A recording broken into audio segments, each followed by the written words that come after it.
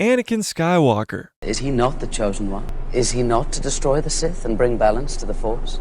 So the prophecy says. A prophecy that misread could have been.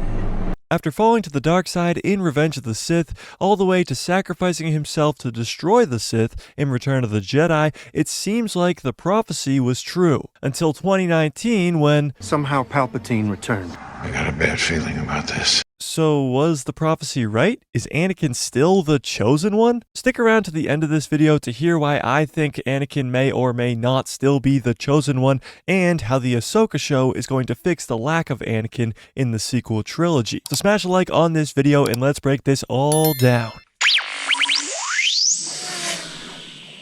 The tragedy of Anakin Skywalker is what the creator George Lucas called the story of Star Wars. Well, that was of course before the release of the sequel trilogy. The prequel trilogy perfectly explains the fall of Anakin Skywalker. In the original trilogy is the redemption of the Chosen One. And that was supposed to be it. That was the story of Star Wars, episode 1 through 6. The Chosen One brought balance to the Force. But is that what the prophecy actually says? Is this what Anakin was destined to do? Kill almost all the Jedi and then years later kill the final Sith? Of course, 30 years later, a giant wrench is thrown into that prophecy known as the sequel trilogy. And whether or not you like the sequel trilogy, it does one thing perfectly, and that is take the character of Anakin Skywalker and throw him into the trash and forget that he even existed. But why? Why would Disney create a sequel trilogy that doesn't involve the Chosen One at all? Well, to understand that, you have to realize that when the prequel trilogy came out,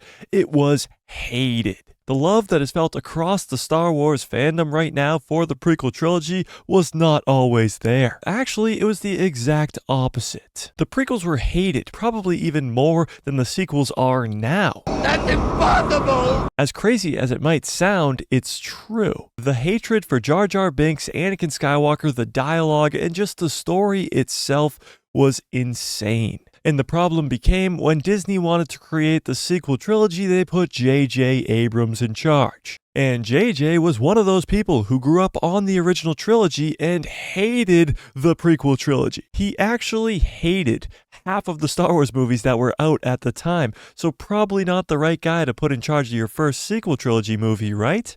Wrong. Not only did he ignore the existence of the prequel trilogy, but he purposely tried to destroy it. In The Force Awakens, when Starkiller Base destroys the New Republic planets, JJ originally wanted those planets to include Coruscant. Coruscant was of course the capital of the Republic during the prequel trilogy, where the Jedi Temple was, where the Senate building was, and JJ said, yeah, that, I'ma blow it up. Thankfully, some producers stepped in to stop him, but JJ's hatred for the prequels is still felt throughout the sequels. Not to mention the fact throughout the sequel trilogy, we didn't see Force Ghost Anakin Skywalker once, even though he was either related or had a very strong connection to many of the main cast. In the sequel trilogy, you only hear his voice once at the end of the third movie.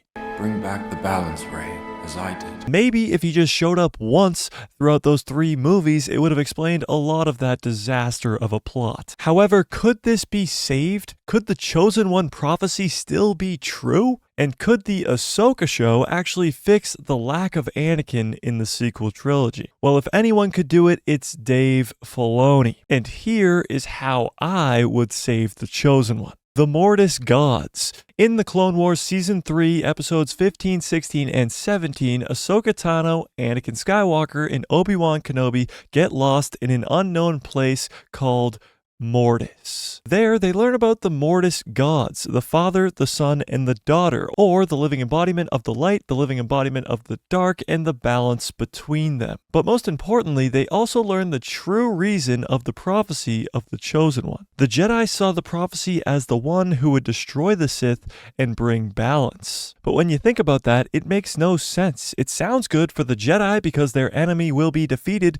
but to bring balance means both the Jedi and the Sith. And in Return of the Jedi, that's what Anakin does. During Order 66, he wipes out almost all the Jedi, and in Return of the Jedi, he kills Palpatine. However, the Mortis arc in the Clone Wars has a different take on what the Chosen One prophecy may be. Anakin, or the Chosen One, is brought to Mortis to take the place of the Father and become the living embodiment of the balance between the dark and the light. But that's not what happens. Or is it? Technically speaking, Anakin lived 44 years, 22 of them in the light and 22 in the dark, perfectly balanced. However, after Anakin dies in Return of the Jedi, we see Force Ghost Anakin for the one and only time ever at the celebration on the planet Endor. 30 years later, and we get the sequel trilogy, and Force Ghost Anakin does not show up to his son, his daughter, or his grandson, who has clearly lost his way. Now, Dave Filoni has a chance to explain all of this in the Ahsoka show. And the way that he can explain the lack of Anakin post episode 6 is by telling us that Anakin has taken the role as the Father, meaning he did fulfill the prophecy. He killed all the Jedi, he killed all the Sith, and when he died, he became the balance between the light and the dark on Mortis. And he will forever be the Chosen One. And although somehow Palpatine Returns takes away from Anakin's sacrifice, it does not take the name the Chosen One